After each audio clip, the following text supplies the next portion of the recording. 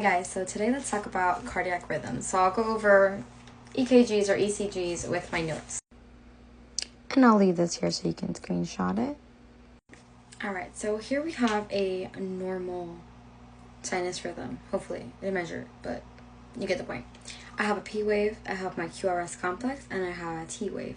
So going into atrial depolarization is my P wave.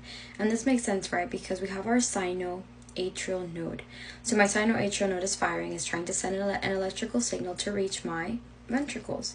So it's traveling through both atria during the P wave. It's trying to reach the ventricles.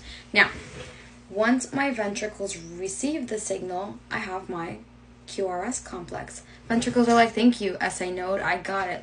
So my Q wave, just like you see on the ECG that I drew, is my downward deflection.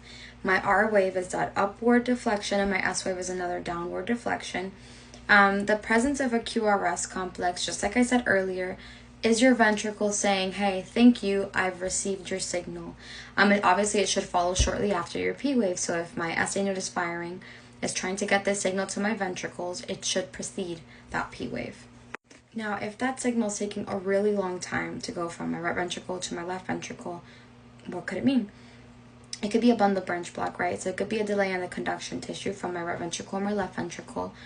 If I have a really wide one, it could also be a PVC. But with my PVC, I'm not going to have a P wave, right? Because the premature ventricular contraction, my atria is supposed to go first, but my ventricles are being a little jumpy. Then I have VTach, right? So it could be sustained PVCs if I have 3 or more.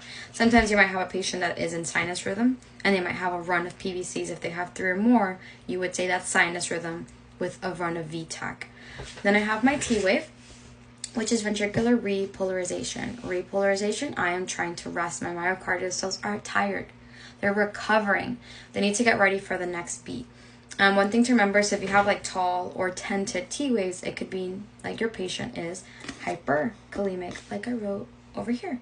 So my potassium could be really high. And that's another thing that you have to remember. Electrolyte abnormalities will affect the conduction in your heart.